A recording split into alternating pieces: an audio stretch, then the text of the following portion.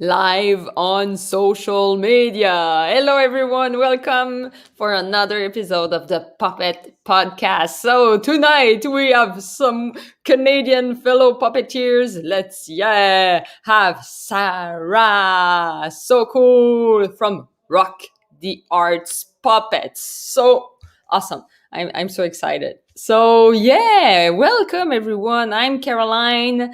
I'm doing this podcast with a lot of passion and enthusiasm because I love this art form. I'm a puppeteer myself. I'm not like doing show right now as a lot of people, but we jump online on some stuff, and that's why I call Sarah, because she's performing a lot right now. So before we go into the interview, I want to say a little thing about our Patreon. So basically, this podcast is really to put the follow spot towards puppeteers all around the world and make this art form more and more known. But we do also some stuff on Patreon. So here we have some tips and tricks about promotion, how to put more puppetry online, how to conquer social media, but also we have workshop about building, about manipulation, how to, with many puppeteers from all around the world, and we put some content online for a puppeteer, and we create a community basically of puppeteers, and we want to share this, and we offer also some coaching now. So we help on promotion, on marketing, how to just conquer and get more gigs as we switch online. So yeah, that's the Patreon. So have a look on this. So now that's the commercial, but let's go to the funny part with the interview. So ladies and gentlemen, drum roll, please welcome in the screen, Rock the Arts Puppets. Hello, thank you for having me. So cool, Sarah. I saw some of your stuff, and we talk so much, and you are such a business girl. So that was the place to have you on that show. Thank you. Just trying to do what everyone else is as well. Yes, and you succeed well. But for the people who maybe don't know, I want you to introduce yourself to the community.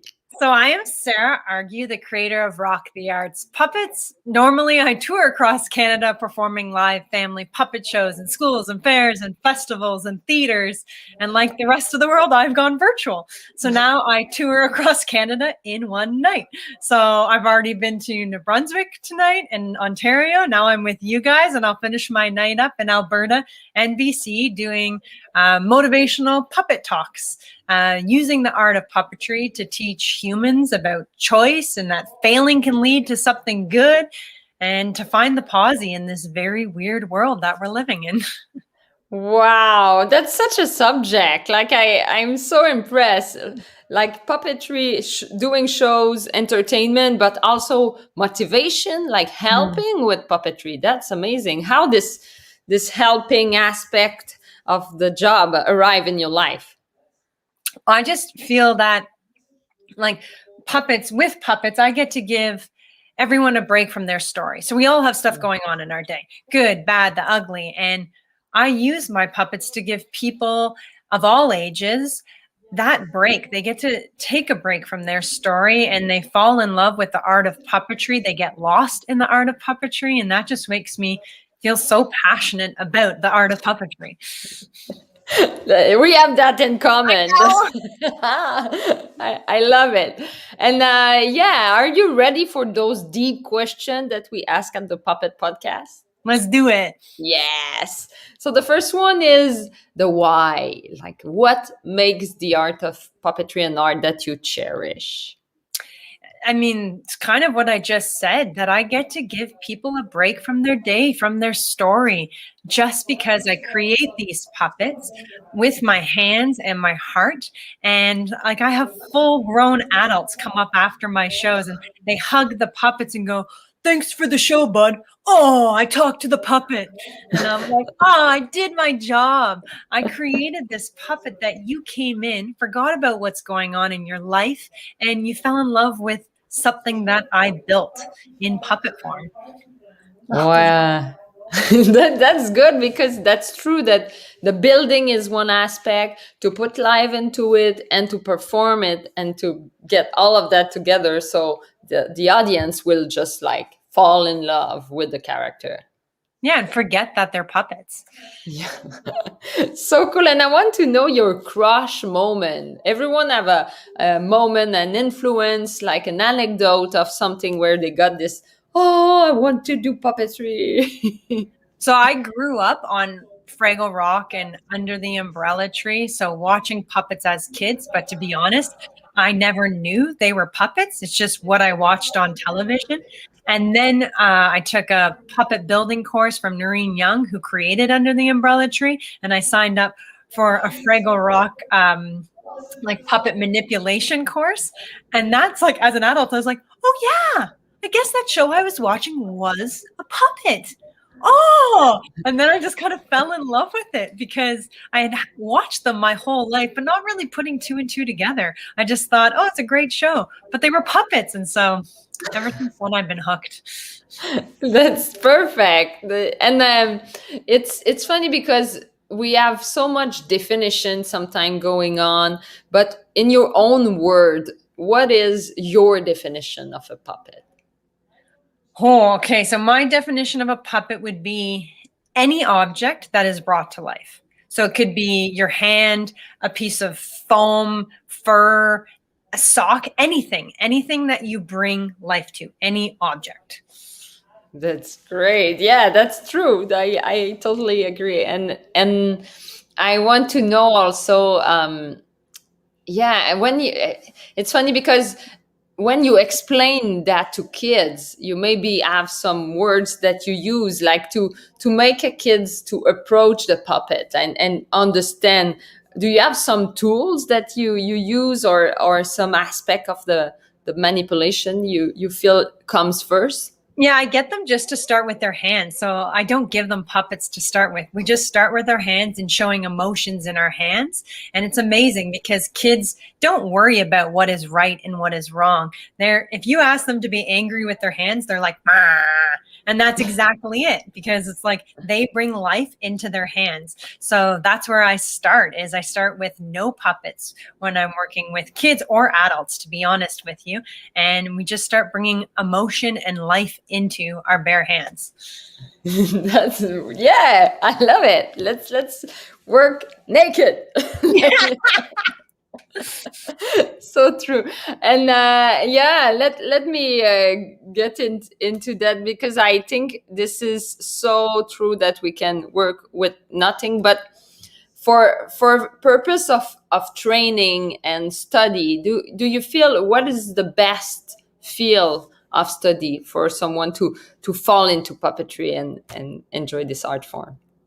I think having like studying theater in general, because I think that if you know how to work the lights and do the sound and make props and build sets and how to light them all properly, that's only going to help being a puppeteer. When I tour across Canada, we do it all. So there's two puppeteers, and we go in and we set up, one puppeteer sets up the lighting cues. We run all of the sound on stage when we're performing. We build the puppets, we set up the set. And I think we know how to make our puppets look best because we know how the lights work. We know how the sound works. We know how to build a set so it collapses into a suitcase so we can fly. So I think just learning all aspects of theater, even theater history, because that's going to influence your art form as a puppeteer. That's so true. And that's true that puppeteers are like performer. They perform, but they also do a lot of other alternative music and how to put things together.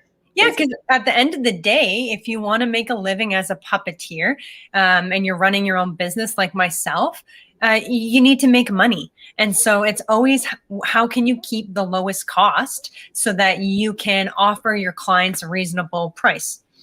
Yeah, That's so interesting. And I just want to have a little talk with the audience who are watching right now. If you have question, if you want to just put it below the interview and we will bring it in the screen like that. So we have Wes who say hello Puppet Podcast and Anita who say hi. So hello everyone. So cool. It's the live magic. So we have people who are with us. So yeah, let me yeah, this is so interesting, the fact that you bring the aspect of business, because I'm curious about that, because you live from the art form, like you are a puppeteer full time and you have good numbers. So I want to know a little bit about that and how you succeed in this aspect. I actually just had a little human tell me this the other day. He said, so when I when I grow up, I'm going to run a business. So I'm going to have a store. So where's your store? And I thought, oh, that's a really interesting question. Like, where is my store as a business? And the best way I described it was like, I am my product. So I have built over 100 puppets now living in this studio and 6 different original shows. And I sell it to clients, and we have specific shows for fairs or festivals or theaters. So a variety of different products that you would find in a store. And the only difference, I said to this little human, is you don't come to my store. I bring my store to you. Like, I bring my product to you. And when I said that to him, he was like, oh, so you're like a moving store. I was like, I don't know if I really answered that correctly, but I really just believe that as artists, we can make a living. I think we are worthy of making a living. And I think the world needs more art. So I think people are happy to pay for quality art programming. Yeah, that's so true. And questions appear on the chat. So let me bring Toy Box Theater, who asked for you, Sarah, a question. Do you perform in Norway Festival Puppet Up? I have. Unfortunately, the festival's been canceled now. I don't know if you know that, but it doesn't exist anymore. But I performed there for 8 years, and I actually have gotten I've been so lucky. I got to perform with the cast of Under the Umbrella Tree. So Noreen Young and Steven and Bob last 2 summers ago in like an adult puppet show. So that was another like aha moment. These puppeteers that I grew up with watching on TV, there I am standing on the stage beside them, trying to keep up, trying to learn from them while performing. It's pretty amazing. Yes, and it's so cool. And to just add, yes, I performed there once. So awesome. A small world, so cool. And we have William who asked, do you consider what you do live performance puppetry? Yeah. So all my shows normally are live. And for me this year, I've just transformed to the virtual. And so now I've gone more of a virtual talk and puppetry workshop than a live performance. But when I'm out touring, it is a live show that runs 30 or 45 minutes. That's so cool. And I want to know a bit about your streaming also. So how it works. So you send the link and like you have a class, or it's a family, or on the opposite, on the other side? So I do virtual elementary schools, virtual high schools, which I never thought I would do, but I do them. And like virtual Girl Guide groups across Canada. And so I join in with anywhere from 20 to 30 different participants in their homes. And I teach them about how I fail every day. I'm a self-taught puppet builder, which means I have no idea what I'm doing. I fail every single day, and I just choose to see solutions for my problems. And so I teach these young ladies these concepts, and also that we need to see solutions for problems, especially in this world that we're living in. And if you do it through the art of puppetry, it's a lot more fun. Yeah, basically it's show, but at the same time you have a lot of message beside it. What you do. I always try to teach messages for a way of life that I live. So I will never teach other humans if I'm not living it as a human. So enjoying the little things in life, making a choice to use my voice, using our imaginations to overcome our fear. Those are the things that I live, or being positive in life. So that's what I would choose to teach. Yes, and you have such a beautiful like background. So I want to go wide before I forget, because you have so much puppet. And I want to ask you your goals as a business also, and as an artist. Do you have something big you see for the future, something you want to achieve, or show you want to put together?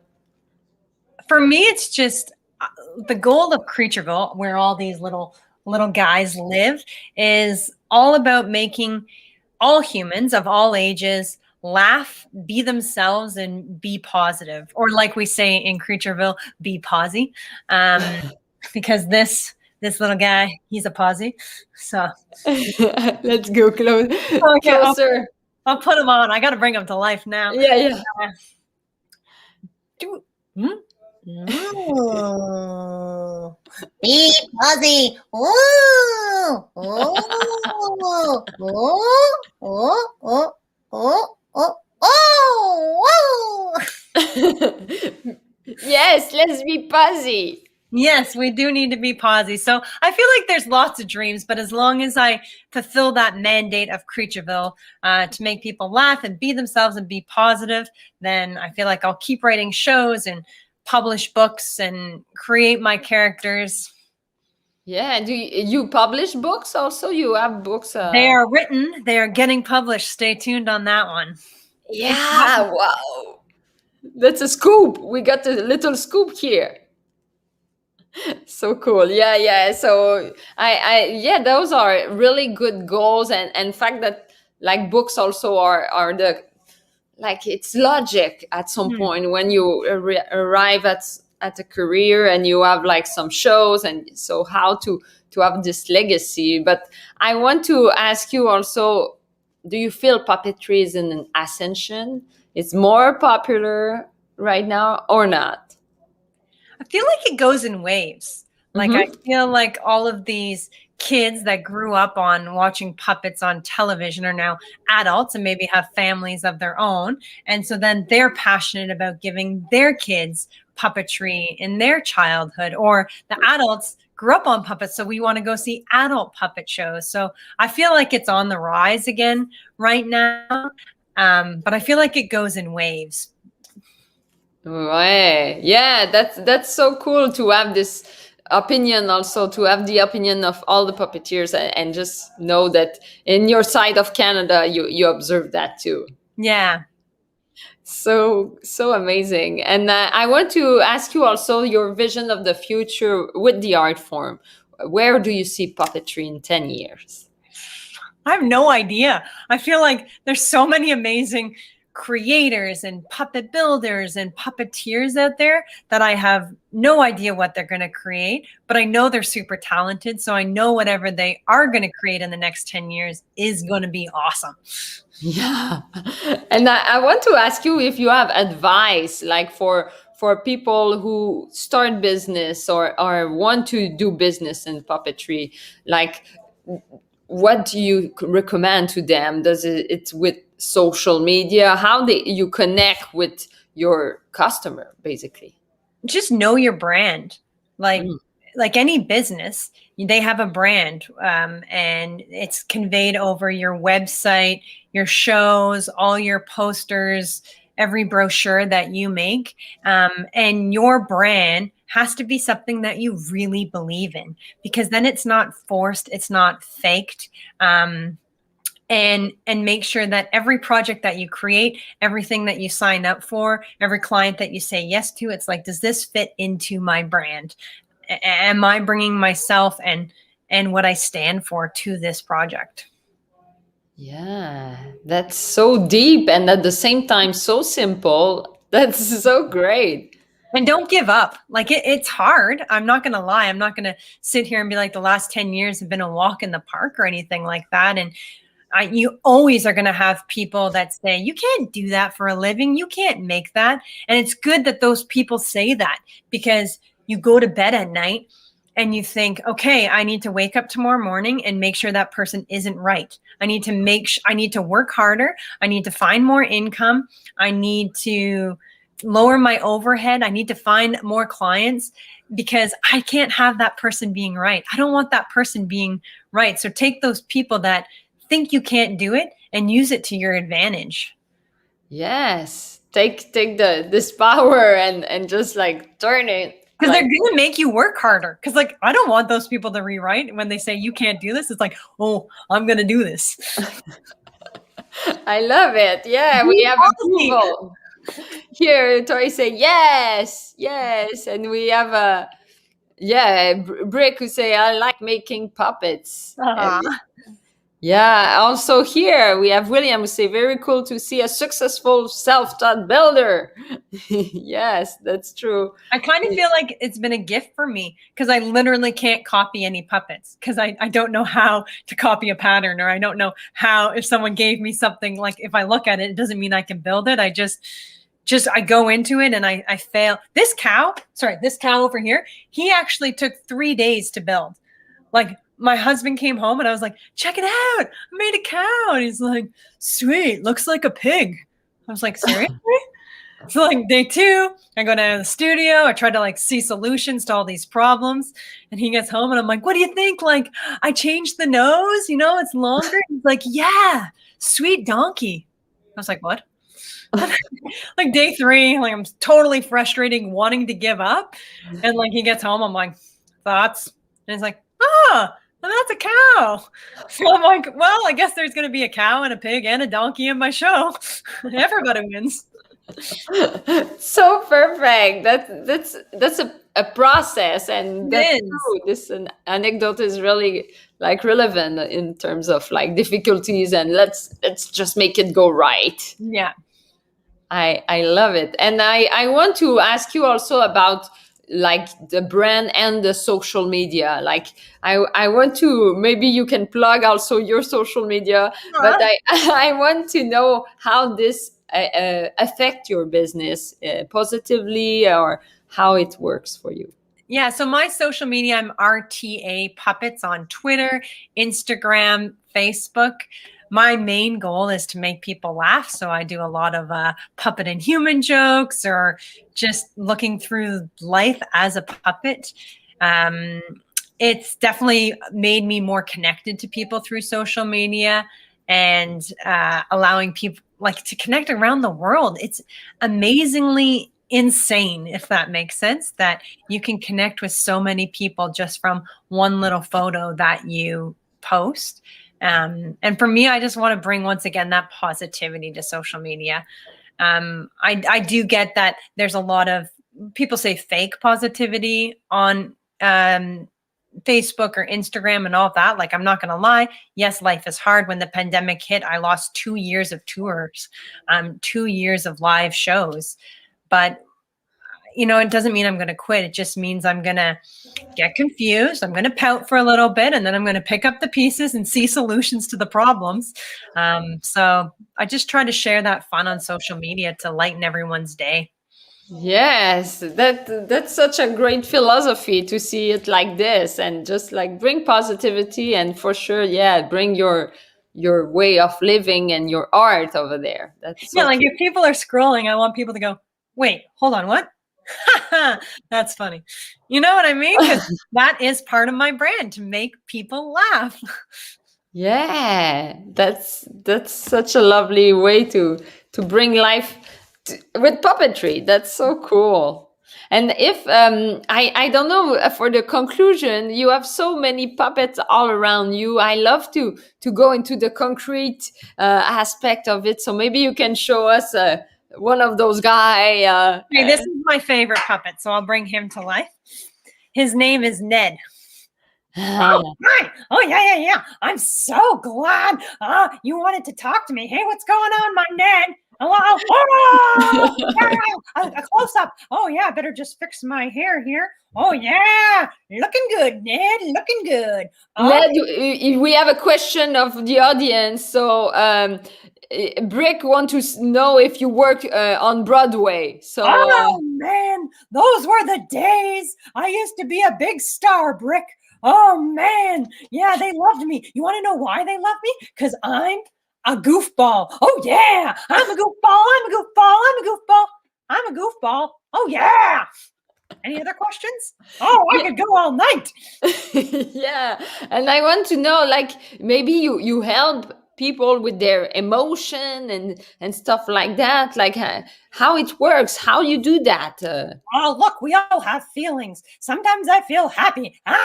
Sometimes I feel sad. Oh, sometimes I feel angry. But that's okay. They're just feelings. Take a breath.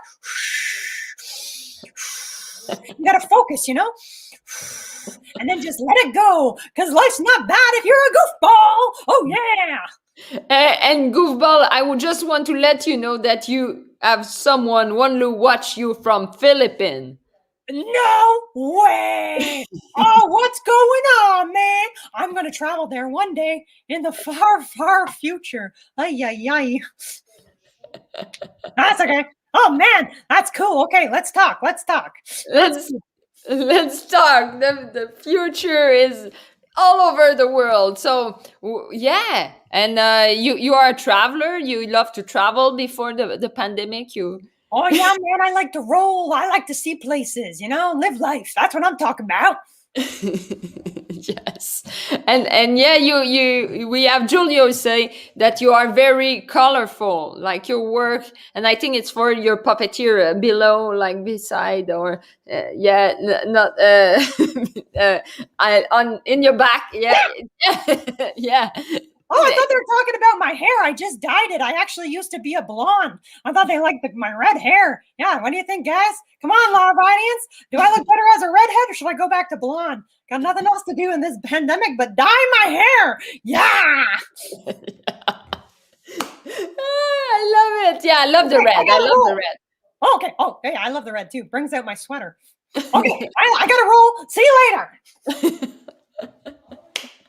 I love that. So much great energy and goofball. I feel you have a blast. That's what makes puppetry awesome. It's when the puppeteers have so much fun, I feel the audience really like get something from this fun, and it's so high and it's so lovely.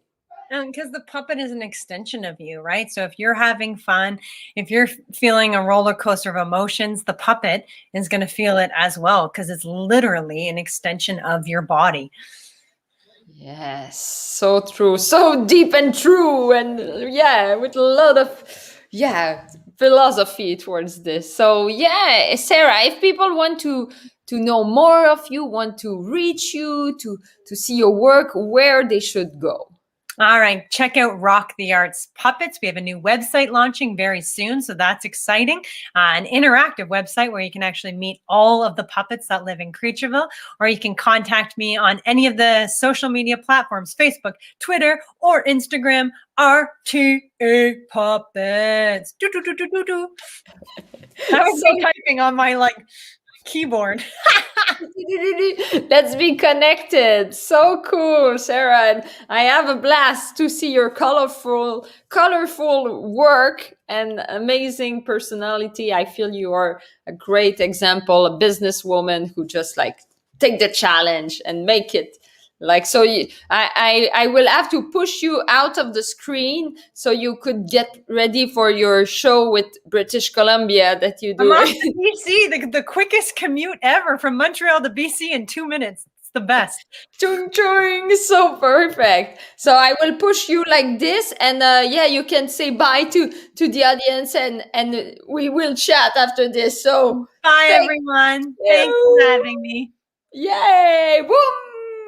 Everyone, thank you for watching. And yes, let's connect. Let's be a great, powerful community who take the challenge and get this puppetry going all over positivity on social media. So if you want to have some tools, tricks, tips about like promotion, marketing, and see some community in action, go on our Patreon and have a look. We have a lot of stuff to offer, a lot of workshops, so you will get into the Facebook group and all of this aspect. So this is the address, and if you want to have some yeah, some tune in on maybe your brand or stuff, we offer some coaching. So on our website, puppetpodcast.com/call, so you can have a call with Eli and I, and we will just meet you and see if you need help, and just we want to help puppeteers, and that's the purpose of also this podcast. So everyone, we have other episode coming next week and workshops, so stay tuned, and I will wish you to stay safe and enjoy puppetry. Bye bye.